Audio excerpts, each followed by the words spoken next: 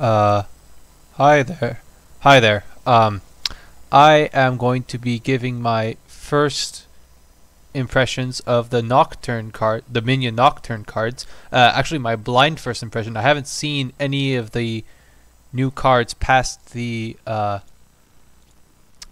um, the um, the previews. So around October, the end of October, um, Donald X had shown some previews with last footnote, and yeah, they had shown for 5 days. They had shown at least 15 cards from Dominion Nocturne and all of the hexes and boons and a bunch of other stuff, and we even got to try them out on the Dominion Online client. So I think we've actually seen over half of Dominion Nocturne just through the previews, which is pretty great.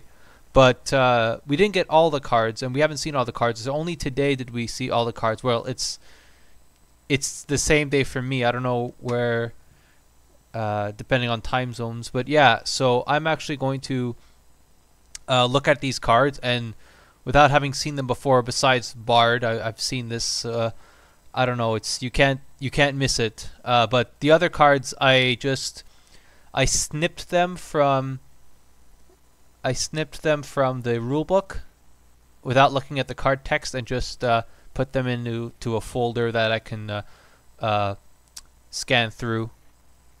So yeah, so I'm going to be going through them one by one, the new cards, and then after that I'll give my quick thoughts on the old cards after I've seen, not the old cards, the cards that were already previewed. I'm going to give a few maybe a few words about each one. We'll see. But for now, I'm just going to be talking about the new cards. So let's just start. Let's start with Bard. Here it's for 4 costs, it's +2, and you receive a boon. And a boon, it could, well, there's let's say a boon that gives you a silver. There's a boon that gives you +1 card, or +2 card, discard 2 cards. The boons are, I don't know how much they're worth, but you know which one they come at you. If you've seen a boon, usually the worst is you can have to wait 12 more times until you see a boon, and that's if the opponent is not also getting them. I think this card is nice because sometimes you're going to open with a silver anyway to hit 5, and you open with this, and maybe you get something nice. You get a boon, so you're getting a terminal silver with a boon, and that's kind of cool, honestly. If you get that early in the game, something like discarding 3 cards for a gold boon or something, or a trashing boon, it's kind of perfect. I think it's a nice nifty card, and then you can keep playing it later on in the game, and it's a terminal gold silver. I guess it stops being exciting. It's not an exciting card, but it's I wouldn't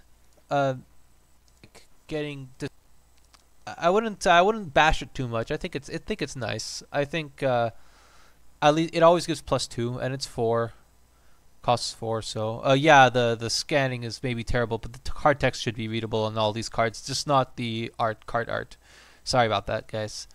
Let's go to the next one. Changeling.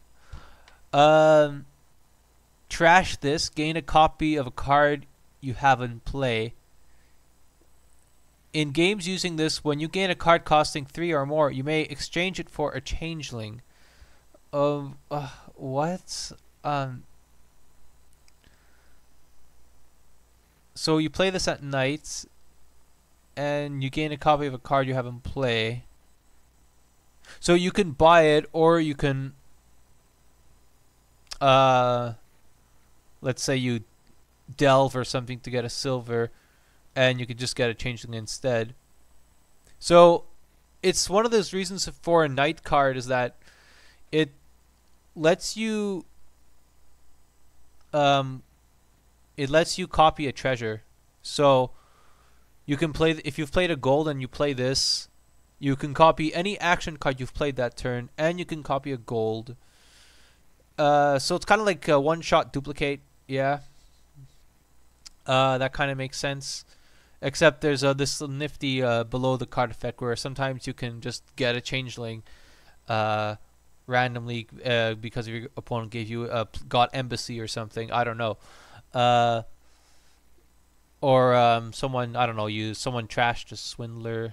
I don't know, but it's the effects. The below the kind of effect is kind of cool. The card itself seems a bit I don't know. It's kind of not doesn't seem too great, but it's optimization, right? Because you're getting something that costs. It could be it could be any card that you could put into play. This thing could copy, so that's kind of neat, and you're getting it off a discount of 3 cost. So that's it's reasonable, but it's maybe I don't know. Maybe it's okay. It's not. Maybe I'm not, doesn't seem too exciting, but I think. I'll have to see. Maybe there's a combo with it, right? Because you can just get a bunch of these. Cobbler. I see some elves at night, so when I saw this card Cobbler, I'm like, okay, maybe that's the elves and the shoemaker, where the elves make the shoes at night for the poor old shoemaker. And yeah, that's exactly what they were going for with this theming. At the start of your next turn, gain a card from your hand costing up to 4, and it costs 5, and it's a night duration. So, why does it have to be a night card? Is there something I'm missing besides it being drawn dead? At the start of your next turn, gain a card to your hand costing up to 4. So a night means you don't have to spend any actions to play a night card. In fact, not only do you have to spend an action, yeah, you don't have to spend an action, so you can kind of draw them dead. So they're kind of like treasures that get played after the treasure phase, except for that werewolf that has an action type. So this card seems kind of like the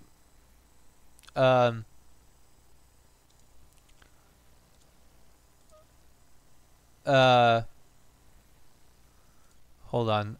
Sorry, someone was. Sorry, I got distracted. So, I have to message somebody. But yeah, this card, it's. You're getting a +1 card at the start of your next turn. You're getting a +1 card, so it's like transmogrify, is what the card I was saying. Yes, it's a transmogrify duration. So, because you get to choose the 4 costs, it's kind of flexible. I think it's actually, I kind of like it actually.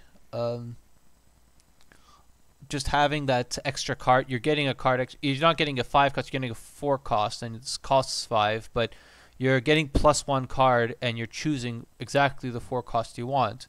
You have 2 of these, and you play 1 of them every turn, and you get a village every turn, or if not a village, a smithy every turn. If you already have the villages in your hand, it's nice. It's a nice card. Nice card. It might be slow, but you know, I kind of like it. It has some draw. No pun intended there. Conclave. I thought. I don't get the theme because a conclave is not like a synonym of harem, but then you see this like girl, like I don't know. Anyway, so +2 money. You may play an action card from your hand that you don't have a copy of in play. If you do +1 action, okay, so this is if you've seen Imp before, which is +2 cards, play a copy of an action you don't have in play. This is kind of following that theme. Except you're doing this non-terminally. You're actually kind of every time you play an action that you don't already have in play, it's actually like a silver, like +2 coin +1 action. So yeah, basically, if you can play, you play an action for your hand for free. So if you're playing a card that you don't already have in play, this is +2 money +2 action, kind of like Festival without the buy. Otherwise, it's just +2 money. So it's a terminal. It's either a terminal silver or it's um, silver necropolis. So that's kind of neat to. You will probably want. That means it's kind of a village-ish. So, or kind of like a necropolis in the sense that you maybe be limited in how many actions you can play, but you can string a bunch of terminals with it because you can play, I don't know, 5 conclaves to play 5 different terminals. So, so yeah, it's like a split. It's like a splitter or whatever you want to call it. Um, so you're gonna want to get a few of these. You're gonna play your deck and you're gonna say, well, I can afford to get one of these because like the first few of these are gonna be really good. You're gonna say, um, at the start of your turn, you're not getting draw, but you're getting money, and money is good. So you're getting village and money in the same. So you're getting kind of engine component and payload at the same time, which is really good. And towards the end of your turn, when you have all of your actions in play, it's a terminal silver, but maybe you're okay with the terminal silver by that point because maybe you've already played most of your deck and you're not really worried about stalling anymore. So you're doing the steward thing of just getting it for +2 money. So that's good too. It costs 4. I thought it cost 3. Okay, no, it costs 4. That's yeah, that seems reasonable enough. So you maybe get a couple of these. You could get more if you know you're going to support it, but I think you need to get more than one. Stack up on these, you need like a non-terminal draw. So you need a laboratory lab. So you could draw a bunch, and then you play a bunch of these to play a bunch of different terminals. It's kind of nice like that. So let's say you want to play your goons and your merchant guild and your hunting grounds and maybe another attack card. What's another attack card? I don't know, something like Hex. Let's say Skulk. You can get all of those cards and then get one conclave or one conclave for each of those ones +1 for the reliability, and you can get somewhere. Den of Sin. Wow, everyone loves this name. At the start of your next turn, +2 cards. It's a night duration, costs 5. At the start of your next turn, +2 cards. That part is like Wharf, and this is gained to your hand instead of your discard pile. So yeah, so it is like Wharf in the sense that you're not getting the buys. Okay, so it's not broken because you're not getting the buys, but you're able to get this. You're able to buy this on 5. It'll go to your hand like Ghost Ship. It'll go to your hand, and then you're able to play it at the night phase on the same turn. So you're getting a double lab effect on your next turn just by buying this, and then from then on it becomes a dead card that gives you another +2 cards on your next turn. So it's kind of pairs with Ghost Town. Ghost Town was the village for next turn. This is the cards for next turn. Ghost Town already gave you +1 card. This gives you +2 cards. So it's a dead card the turn you play it, but you're getting +2 cards, so you're still getting a net positive card gain with it. So it's more like a lab, but the first time you buy it, you get a big boost. So it's got that nice tactical feel. It does feel like Ghost Town, where it was kind of a village next turn. Well, it's kind of like a lost city next turn, but it's a dead card this turn. This is kind of you get some double. You get a double lab next turn for a dead card this turn, and then in total you get like 1 lab effect duration, and you could draw it dead, which is great because you're going to be drawing a lot of in a deck where you're drawing a lot of cards of Den of Sin. You're going to be drawing more Dens of Sin, and the fact that you can just play a Margrave or something and then play more of these sounds really good. It's a nice card. It costs 5, so it has lots of competition. But you'll get this for those turns when you know you're gonna need the +2 cards the next turn right away, so you can time it well. Guardian, another night duration, but it costs 2. That's really inexpensive. Until your next turn, when another player plays an attack card, it doesn't affect you. At the start of your next turn, +1. That's a lot like Lighthouse, except this is gained to your hand instead of your discard pile. Again, you buy this or you gain this, and then on the same turn you're going to be able to play it and protect yourself. So it's kind of a get the Lighthouse effect now. So it's kind of what you would expect a Guardian to do. It's a lot. So it's after it's in your deck, it's basically Lighthouse, except it doesn't give you +1 money this turn, which is kind of bad compared to Lighthouse. Lighthouse, I mean, the advantage of this is you can't draw it dead, but the Lighthouse gives you money, and drawing dead, that only matters in certain games where there's actually terminal draw, and actions are maybe not, you're a bit behind on your villages or something.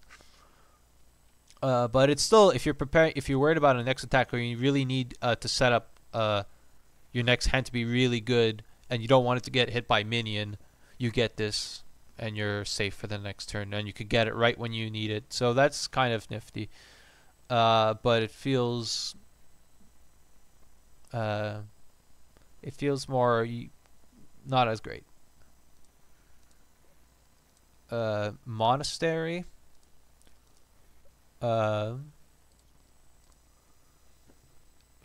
So it costs 2. And now it's a normal night card for once. Okay.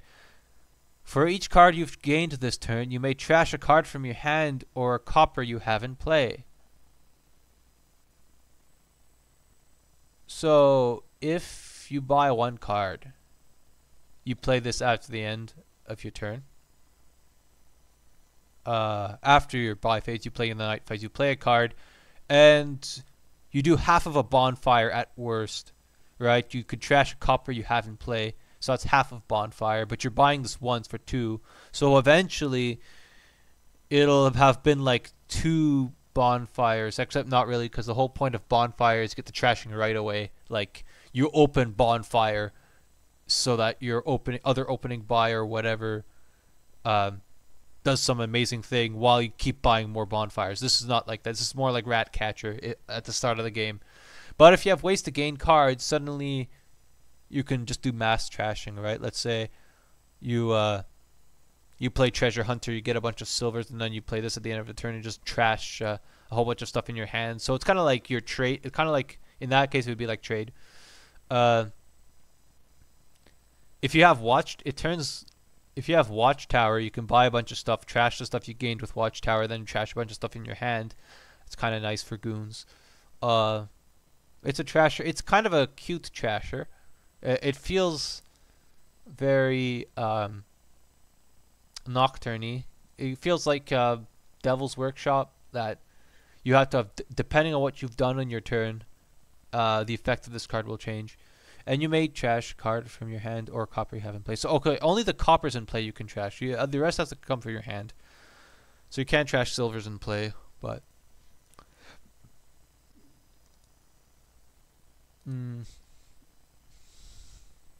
It's a 2-cost trasher. It can't be bad. It has to be...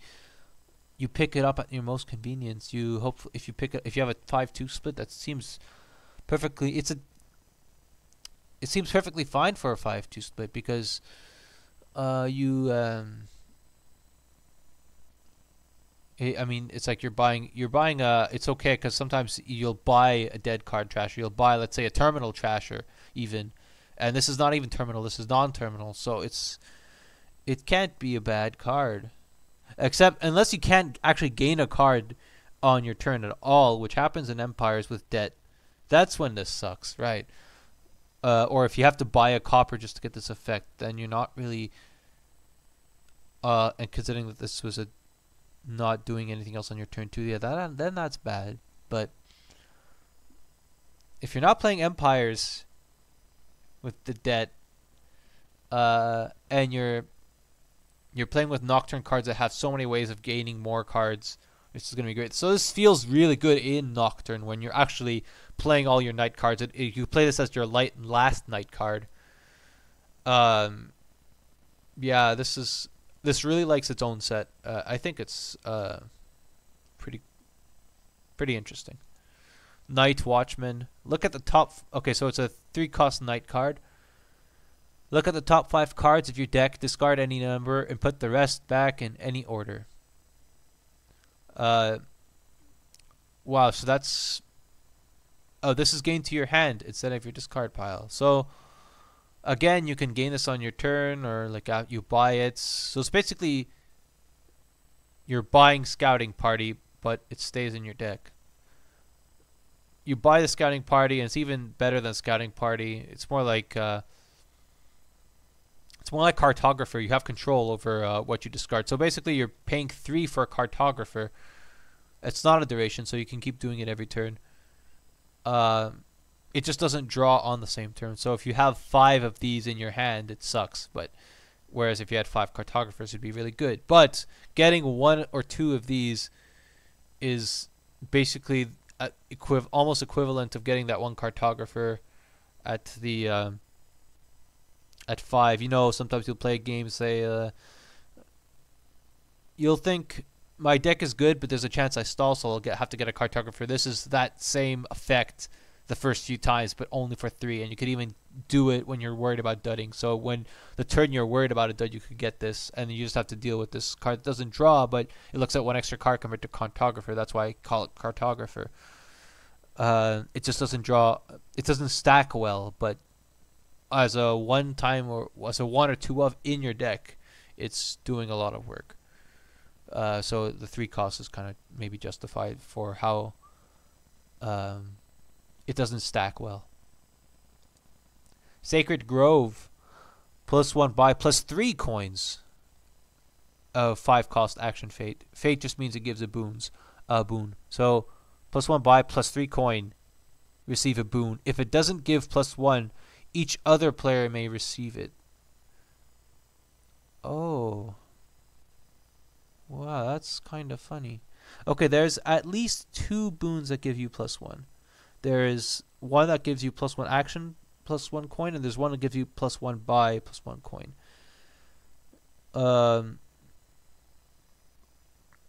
If you did get one of those +1 coins, you would either get +2 buy, +4 coins, so kind of like Wine Merchant, or you would get non-terminal +1 buy, +4 money, which is great, but it only happens it happens rarely. And it gives everyone else a boon. So it's kind of the council room for money. It's kind of a council room in a sense like that. But it's buy. Well, I mean, you're going to buy this for 5. It's terminal gold, but it does a lot of things for you. So it's kind of like council room, but it's not drawing. It's just giving you money. It feels like not a rehash of council room, but it doesn't feel... In the boards where council room is good, council room is going to be better in the cases where you're not worried about the symmetrical effects. But usually the boons aren't going to be as good as +1 card for free. So if you're playing like several of these and your opponent gets the 3 boons, that's okay. It's not like they're getting +3 cards in hand. They might get the +2 card, -2 cards. So sometimes you actually help them a lot. That's actually kind of unfortunate. And then you play that, you get this is your last card, so you're playing it. And if you get, let's say, +2 cards, -2 cards, and you don't have an action, it kind of sucks maybe.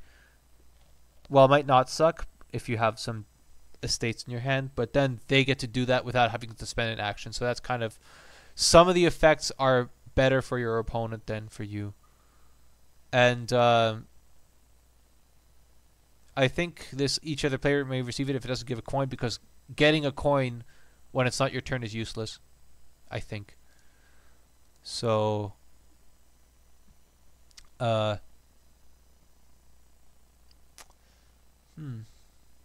I think you'll just get this for the buy. because you'll want it. You get this for the effect, the +1 buy, the +3 coins, and then you get a symmetrical effect that's all fun and games. And sometimes you get really nice. Sometimes you get something that gives you +1 coin, and you're really happy.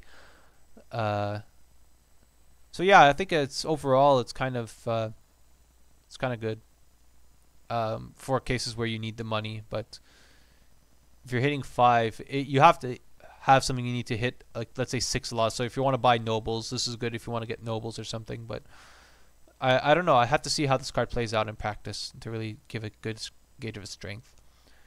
Secret Cave. So the last card was Sacred Grove. This is Secret Cave. Not the same thing. It's an action duration, so it's not a night card anymore. +1 card, +1 action. You may discard 3 cards. If you did, then at the start of your next turn, +3 money. So it costs 3. And it's really good at hitting a high price point. I mean, we've seen mill, right? You get open mill, and you're very likely to get a 5-cost card very soon once you draw the mill, unless your opponent hit you with a discard attack or something like that. This is similar, but you have to wait a turn and it's a duration, but it helps you hit higher price points because you're not on your next turn you're getting +3 and then you still have a 5-card hand. So if you want to hit 7 for King's Court or Forge, this is the card you want. There's an heirloom that comes with this, Magic Lamp. Let's look at it. It's Magic Lamp, so it's a copper. It starts in your deck in every game that has Secret Cave. So it's with a copper. When you play this, if there are at least 6 cards that you have exactly 1 copy of in play, trash this. If you do, gain 3 wishes from their pile.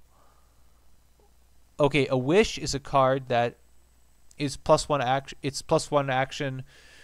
Put any card that costs up to 6 into your hand. So you basically wish for a card that's costs up to 6, and you get it right into your hand. It's a very good card. Wishes are very good.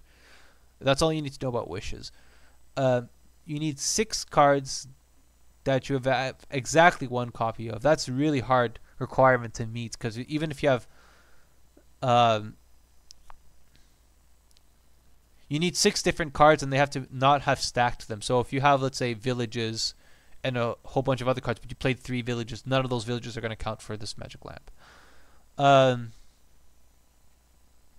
How does it synergize with the Secret Cave? The Secret Cave helps you hit a lot of different kinds of cards.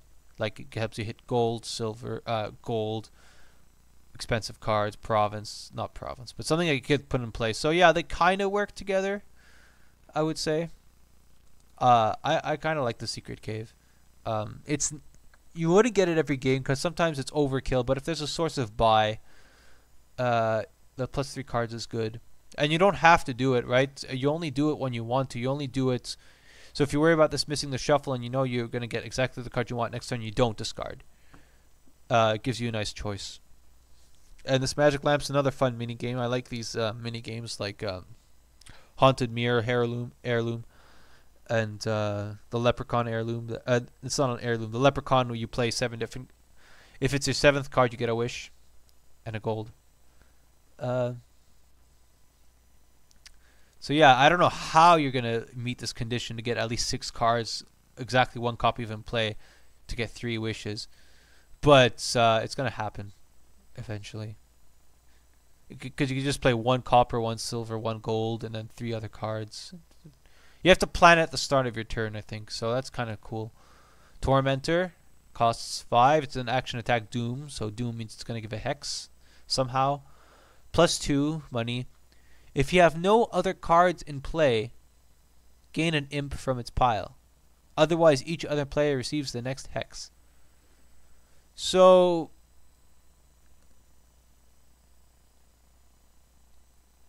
no other card in play means that has to be terminal. There's no way you're going to get an actions beforehand. Unless this has like let's say an action like token from adventures or something, but you would have to play this as a terminal +2 at the start of your turn, killing your turn, but you get an imp. This is how that would work, the imp part. That part, you would do it if you have a dead hand anyway. It kills your hand to get that imp, but the imp is really good. in multiples, but even a single imp is very good. It's a lab. It's a lab in singles. It's a lab because you play something and it plays an action card that you don't already have in play. Yeah. And then otherwise, each other player gets the next hex. Actually, that seems like the better. You can just stack these to give a lot of hexes, and the hexes kind of stack with each other sometimes. So you can very nasty attack. Let's say if you King's Court this, you're gonna give them 3 different hexes, and it's hard for them to find any defense against that variety of attacks.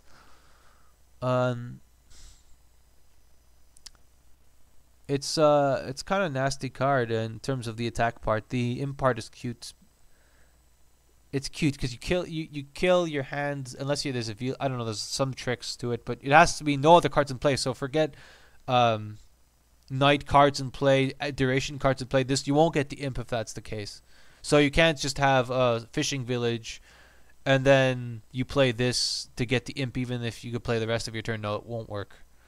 Not with the way it's worded. So yeah, I don't know what else to think of it. It costs 5, so tracker. So the tracker comes with a heirloom called Pouch, which is this other card. So what does the tracker do? So it's +1 money. You receive a boon. So it's an action fate. Costs 2. You receive a boon with +1 money. So while this is in play, when you gain a card, you may put that card onto your deck. So that's the Royal Seal effect. So for 2 money, for 2 cost, you get terminal cost. So you basically get a terminal Royal Seal, but for 3 less money. It's terminal Royal Seal. The boon, sometimes it's going to be worth +1 coin. And it's 2. I don't know. Kind of it reminds me a bit of Duchess, but you get this really nice while in play effect of being up to top deck cards. That is so good, especially early in the game. This is actually quite a good card. This is a really good card because of that below the line effect. Even if, well, you're probably going to get, maybe if you don't, you're going to get a couple of these maybe, but I think the Pouch, I saw a glimpse of it. Yeah, here's the Pouch. It gives you a plus buy. This is kind of works really well with this because if you draw this and you the Pouch guarantees that there's at least one source of plus buy this card, this Pouch. So you would play this and then you would play, let's say, the Pouch, and you would get 2 cards and you could top deck both of them. And it's not, you didn't waste 2 money like in, what's it called, Traveling Fair, where you have to pay 2 money before you can start top decking cards. This is giving you money, maybe even giving with if you get the +1 card, or you get and draw a copper, or if you get something that gives a +1 action, +1 coin, or the buy instead of the action. You're basically getting terminal Royal Seal effect on a 2-cost card. And sometimes there's something like you gain a Wisp, which is or you get something where you discard a treasure and gain a gold, or you get the thing where you can discard 3 cards to gain a gold. So there's a lot of boons that could be very good early in the game. It's a nice card. Tragic Hero. I think this is the last of the new cards. Tragic Hero. So it's +3. So it costs 5. It's an action. +3 cards, +1 buy. So here's our Smithy variant. If you have 8 or more cards in hand after drawing, trash this and gain a treasure. So if you have a 5-card hand and you play this, you get 7 cards in hand. So that's okay. If you played a second one after a village, then you would trash that and maybe gain a treasure. So I guess you'd gain a gold in most cases, but maybe a platinum, maybe a charm, maybe an idol. Idol is another card in Nocturne, and it gives buy, but you kind of want to keep it if it gives buy, so you don't want to lose these. So it's kind of like that other Nocturne card, Cursed Village, where you draw up to 6. So it's in a sense that you want to play it, and you want to play cards that reduce your hand size so that you can keep these Tragic Heroes going. And if you're playing Terminal Money, that's This is fine for terminal money. You know, maybe you play a few cantrips, a few markers, and then you play this, and there's no chance that it's gonna ever trash itself. So you're just getting that overcosted smithy effect, but you get the buy. It's an okay card. You can't use it as your draw engine, so without having ways of this removing your hand. So it's not that great in the traditional village smithy deck, but it's good in more fancier decks that are able to reduce their hand size as they're drawing cards. So maybe you're playing fishing villages and then these, or you're playing this and then you play storeroom or something that discards a bunch of cards and then you play this again. Actually, if you play a cursed village, you get up to 6 cards, and then you play this, you get up to 8. That's actually pretty bad. So this is not very good with cursed village. Well, it might be good if you have another if you have a way of reducing hand size. But yeah, these don't work. This doesn't work with cursed village together. That's kind of sad. I think now we're back at the. These are the preview cards. So these were cards that were previewed where we've done with the new cards. This is the last of the new cards I had never seen before. Now all of these cards I've seen before. So I've seen Crypt before. It was on the first day of previews. You set aside any number of treasures you haven't. It's a night duration. So at the end of your turn, you've bought stuff. You have your treasures to play. You play this and you set any number aside. And my experience with this is you either get this with 2 treasures in play and you hate yourself that the draws you feel like you suck because you didn't draw enough, or you get this and you have all 10 of your treasures in play and you're perfect and everything's great, and then you have no idea what to actually set aside. You have no idea if you should set aside. You know you're going to set aside the 5 coppers probably, but then what about the 2 silvers and the gold? Do you set aside a silver? Do you set aside 2 silvers? Do you set aside your all 8 of your cards treasures, and then you have no treasures and you feel sad?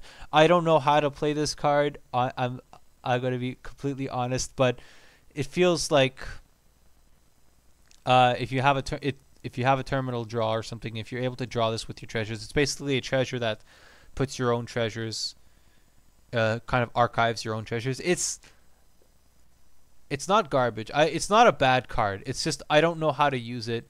It's done good things for me. I've misplayed it. I've been impressed with it. I've also misplayed it. I don't know how to deal with this card. I'm sorry, guys. Devil's Workshop and Imp. If you've gained a lot of if you've gained 2 or more cards, you get an Imp. If you gain 1 card, you get a card that costs up to 4, like Ironworks. If you've gained 0 cards, you gain a gold. So if you haven't done anything to gain a card in your turn, you get a gold. At the start of the game, you could plan for that. You can say, I have 4 money in a Devil's Workshop, but I'm rather just going to get a gold, so I'm not going to buy anything, and you're just going to get a Devil's Workshop. And if you're playing with some other expansions, maybe you buy an event, which is great. Then sometimes you think you can, to gain a card costing up to 4, you can only do that once in your turn. You can only do that with 1 Devil's Workshop. So if you play a Devil's Workshop to do that, and then you play another Devil's Workshop, you're going to get this Imp, which has been referenced by other cards. I like Imp. I just wish it was... sometimes I want to get it as Ironworks, and I can't get it as Ironworks. I have to get a bunch of Imps, but Imps are great. You can get a lot of Imps, and even if you get more Imps than your deck could support, it's okay, because the first few Imps will help you kick off your turn, and then later on the Imps, their terminal, I don't know, their modes, they terminal plus 2 cards. Terminal plus 2 cards is fine if the first few Imps you played were plus 2 cards plus 1 action, because they played another action card from your hand. So it doesn't matter. The whole point is you want to get a few Imps in your near the start of your hands, and then you're fine with the rest of the Imps. Maybe you even trash them. So you typically want to get more Imps. You maybe stop at I don't know what number of Imps. It depends on your deck. But getting 7 or 8 Imps is not too much in a lot of cases. It's not. So use this card. Do you open with it? It depends. If there's a good card, if there's another good action card at 4, but you might open with it reasonably often just to get the gold and help you kick off, and it does a lot of nice things. Ghost Town is kind of like mentioned to it with Den of Sin. And instead of getting +2 cards, it's +1 card, +1 action. But otherwise, it's Den of Sin, but it costs less, and you can play actions. So you plan your, you get this when you really think you need it, and afterwards it gives you the action at the start of your turn. So it's very nice. Even if it's a dead card to get, and it recovers itself next turn, you're getting the +1 card first. So it alternates between +1 card, -1 card, +1 card, -1 card, because you gain it to your hand. Sorry. You want this if it's the only village. If it's the only village, you have to win the split. If it's not the only village, you mostly go for the other village, and you get this if you think you're going to dud. You saw, let's say, 4 of your villages, and then you're like, oh, all my terminal draws in my next turn, my hand, so you get a ghost town. Raider, I sometimes you can get, unless you absolutely need to get +3 coin next turn, like with a gold or something, you can get this if you feel like you need economy. And sometimes the attack does something. Let's say you're playing a Sauna Avanto, and you're able to discard the other guy's Sauna. That makes a difference. I think Raider's okay-ish. It's kind of feels, it's 5 or more cards in hand, so it kind of doesn't work with a lot of other discard attacks. Doesn't work with hexes that discard. It's clunky, and it only gives you +3 next turn. So you're delaying the gold effect just for the attack. So if the attack is not good, you don't get this over gold. That's basically the idea. If you don't care when you're going to get money, then you can get this as an attack, and maybe you do some damage. You can do some damage. Cemetery. This is still one of my favorite cards. After seeing all the others, I still love this card. A Cemetery, you can kind of get it like, think of it like a trade or something. You buy this thing for 4, and you trash, let's say, 4 coppers for the Cemetery. Then maybe next turn you do it again, except now you have a Cemetery and 3 coppers. So you trash the 3 coppers and your Cemetery, so you don't increase your deck size anymore. And if one of those cards is a Haunted Mirror and you have another action card in hand, you get this Ghost, which is actually bonkers. Ghost is pretty bonkers. Exorcist is going to come up later, and there's a bunch of cards that help you gain a gold in this expansion, and trash those to get Ghost. It's worth it. A Faithful Hound.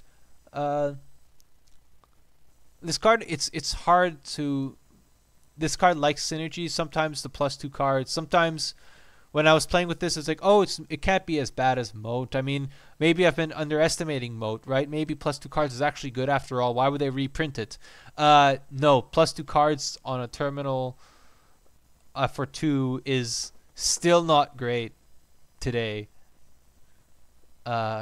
without the actions. But you get this nice effect where you discard it and it comes out to the next of your hand. So sometimes you get a bunch of Oases in play, and sometimes you're just going to, or let's say Inns, your village is in, and what happens with Inn is that you keep discarding down 4 cards, 3 cards, 2 cards. But if you have a Faithful Hound that you're discarding every time, you can play more Inns before you really feel that you're running out of hand size. So it's situational. Puka, I don't know about this card. I don't know what the Puka is supposed to do, but it's definitely never the star of the show. The Puka, you trash a card, it's a support card. So sometimes you complement it with maybe with other trashing. It's not going to be your only draw. It's hopefully not your only trasher, because it's not going to find too much, especially if you're paying your cursed gold. But it does a few things for you. And the cursed gold is a fun card, right? Do you spend it? Do you not spend it at the start of the game? If you don't spend it, then you basically have a 3-3 split of coppers or 2-4 split of coppers. Then it's awful, and you hate it. But sometimes it lets you do fun stuff and get cards, and sometimes you and it costs 4, so you can trash the cursed gold with remodel into something really good, or develop into something really good. I don't know. Oh, and yeah, the cursed gold is really bad with Puka, because you spend the cursed gold, and both the cursed gold and the curses make it so that Puka finds a hard time finding your coppers, and then you start having to trash your silvers, and then at some point you just run out of the Puka becomes like a dead card in your hand, and you hate the fact that you got Puka. Don't fall into those traps, guys. Shepherd, Pastor. so this so for every green card in your hand, they become like you draw +2 cards for them. So that's kind of like you're turning all of your other victory cards into labs, except you got -1 card from the shepherd, and you might redraw the card you just discarded with your victory cards. But to win the game, you have to buy. Oftentimes, you have to buy a lot of victory point cards, such as provinces, and having one shepherd around the time you start buying provinces means that you're not going to stall nearly as much as you might think. So when you're about to green, I would say get a couple of shepherds, and you're going to be amazed that your deck is doing stuff that it couldn't do before. You'll get to a point where you're drawing your deck because you started greening earlier, because you started getting provinces, which is messed up, but that's shepherd is messed up in that way. It makes your deck somehow has a higher, gives more potential to your deck as you start getting green cards, so it's kind of crazy. And if the green card is an alternate victory card, if the green card is mill, oh my god. I don't like the strategy where you just get this and get estates. It's not that great. You'd rather trash the estates and then get this later as you start buying more green cards. Maybe worth if you get inheritance or something, or maybe there's some other good synergies with the victory point cards. Let's say Crossroads or Baron. I don't know, but it's kind of a nice card. A Blessed Village. It's a village for 4, but you get a cute effect when you gain it, and you can gain it at the start of next turn, so it never really hurts you too much. So even if you have to take the mountains gift, the silver, which people sometimes hate, you can do it at the start of your next turn, so it won't kill your draw. It won't risk making you dud, like let's say Herbalist when you top deck a card with Herbalist. So it's, it is what it is. Getting it return. Druid is kind of fun. It depends what boons are face up. And it reduces the boons that you can get from other cards. But it gives you a plus buy. The plus buy is really nice. So basically you can load up on Druids, and there's a good chance that they run out because Druid helps you buy more Druid, and you could do a bunch of fancy pileouts, and you know exactly what boons you're playing with. So maybe sometimes you get a Druid and you're able to, let's say, rearrange the top of your deck, or you're able to get a Druid that can gain you Wisps, or it does a lot of cool things depending on the board. So it's a shape-shifting card. Kind of nice. The Fool. If you aren't the player with Lost in the Woods, take it, and then you take 3 boons. So if the first time you play Fool, you get a very nice bonus that is, I would say, worth 3, getting the 3 boons. But because that is so long to resolve, they decided to put all of these checks to make sure that you can't do that too much. So you have a lucky coin that gives you a silver that reduces how much you see the Fool in your hand, and gives a boost of big money. And the Lost in the Woods, you have to let someone else take it from you. And the problem with this card is that Lost in the Woods is not actually that good. You'll, let's say, hopefully you discard an estate and you get like something nice, but sometimes you discard a copper to gain +1 coin, or you discard the card that you were going to trash with the Flames gift, like the boon that lets you trash, and all that stuff. I think in 3 or 4 player games, this is much nicer, because as long as 2 people fall for the trap of Fool, they both go for Fool, and they're both fools for doing it. They're not fools anymore because 2 people are doing it. Then it starts becoming beneficial for you to jump in there. So it's a groupthink card. If people fall into groupthink, this card is good. If only one person gets it, then they're a fool. That's how I see this card. So because it's called Fool, I'm able to forgive that. How it feels kind of lame. The lucky coin is nice though, because either it boosts money or it boosts your engine that uses trash for benefits. So you're getting a remodel fodder every time you gain a silver. That's nice. So the lucky coin is kind of it changes the game in an interesting way. It depends. It doesn't always change the game in the same way. It's not it could boost money or it could boost engine. And sometimes the engine likes silver, right? Because it means you can trash a lot without losing tempo by buying a silver. The Idol, hot take, let's say this is at least as good as Relic. Um, the only time this is really going to be bad is you play it and it triggers a bad reshuffle. But usually you can see that coming if let's say those boons haven't been seen yet. Otherwise, getting +1 card might just help you find the other idol that curses the other guy or girl. Or you get the +2 cards, -2 cards, and you find more treasures. This card is almost like you're getting it's almost like worth a gold, the first one, and then the second one is a silver that gives them a curse. Get these cards. Get 2 or 3 of them. They're a nice card. I say they're at least as good as Relic. Sometimes Relic will be better. Sometimes Idol will be better. It's around that power level, at least. Cursed Village. This card is either bonkers or meh. Lost, like if compared to Lost City, that's +2 cards, +2 actions, but your opponent gets a card when you gain it. Lost City is always about as good as it is in every other game. So basically, the power level of Lost City is consistent. The power level of this card is not consistent in terms of the play effect. Sometimes it's bonkers because sometimes you play this and then you play a bunch of terminals. Let's say you play this and you play a Jester, and then you play this again and you get a Jester, and you play this and you play I don't know, Horse Traders, and then you play another one of these, and it's bonkers in those games. But if you're just playing Cursed Villages and Werewolves or Smithies, then you're gonna be like, oh, I took 5 hexes for this. Ugh.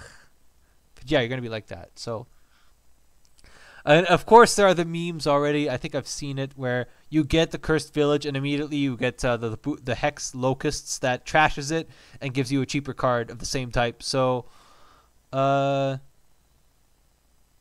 that's always fun, right?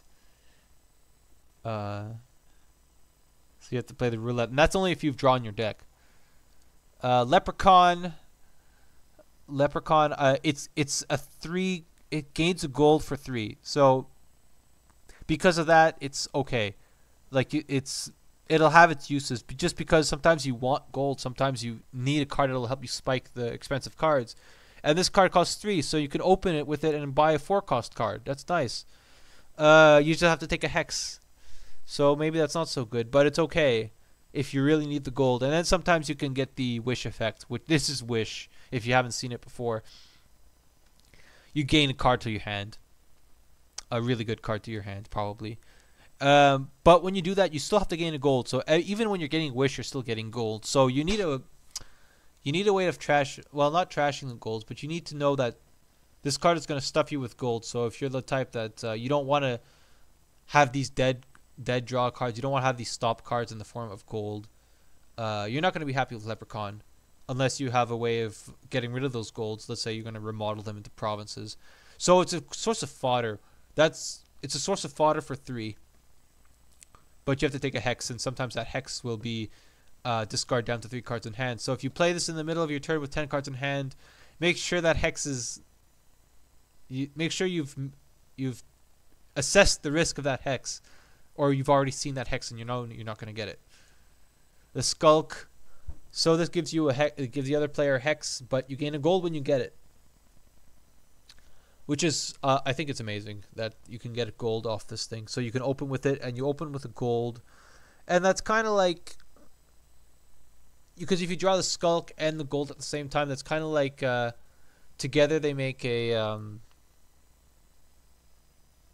together that makes this kind of like +2 money. So it's kind of like a militia. It's almost like you opened with a terminal silver, but the cards get spread out, and you added a stop card. But this gives you buy. So because of the buy, you're always going to have the use for gold. You're never going to be in a case where you have, let's say, 4 golds in your hand that you got from Skulks, and you can't spend them on more than a province because you don't have a buy. But you have a buy. This card gives you a buy. So the gold that comes with it is synergistic with the Skulk.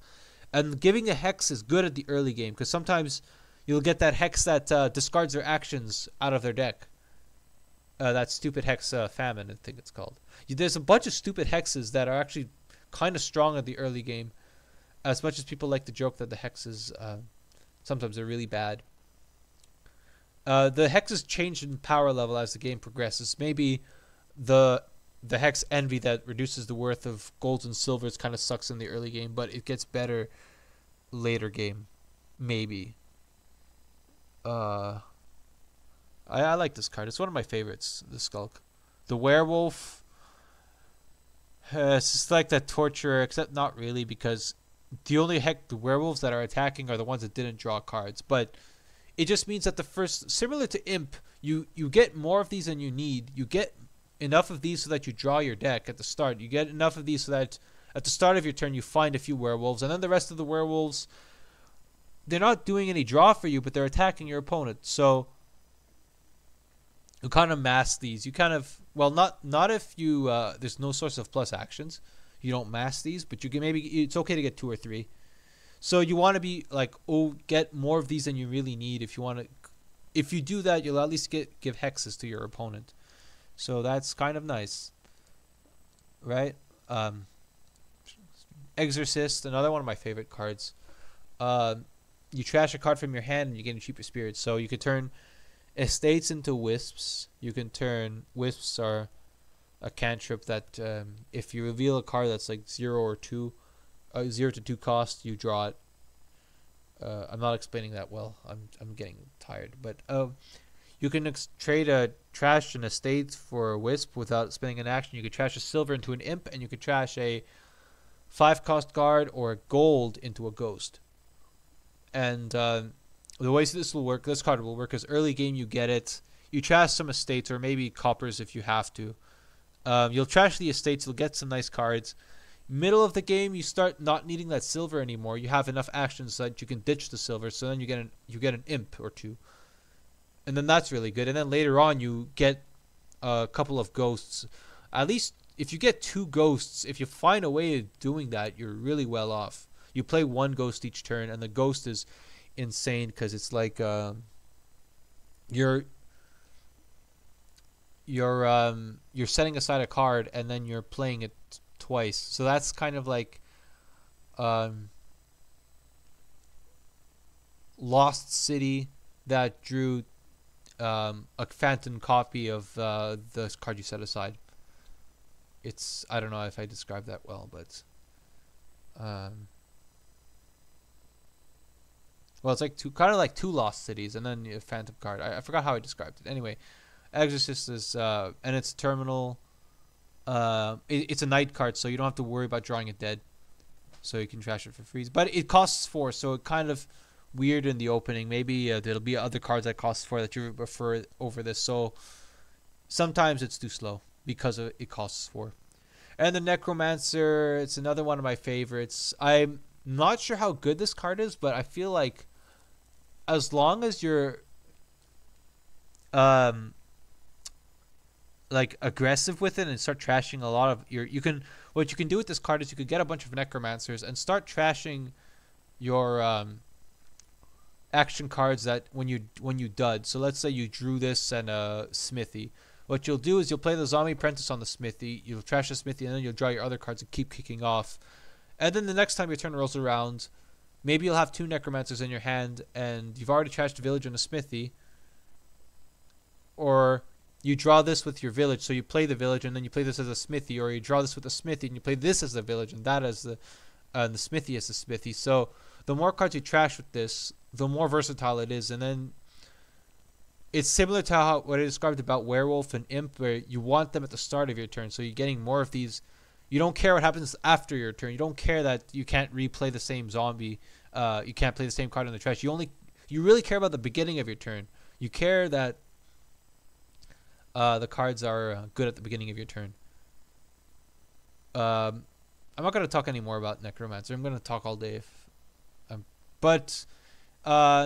If you're really poor, you might open with this just for the Zombie Mason, but that's worst. That's kind of the worst case trashing. You have to be desperate for trashing if you do that. Sometimes you have to because trashing is so good in this game, but almost every other trasher is more convenient than the Zombie Mason as trashing without top deck inspection. I think that's no, we still have to talk about a few more cards. We have to talk about the Pixie, which I really like. The Goat is Goat. Come on, guys, it's Goat. But Pixie is actually pretty good.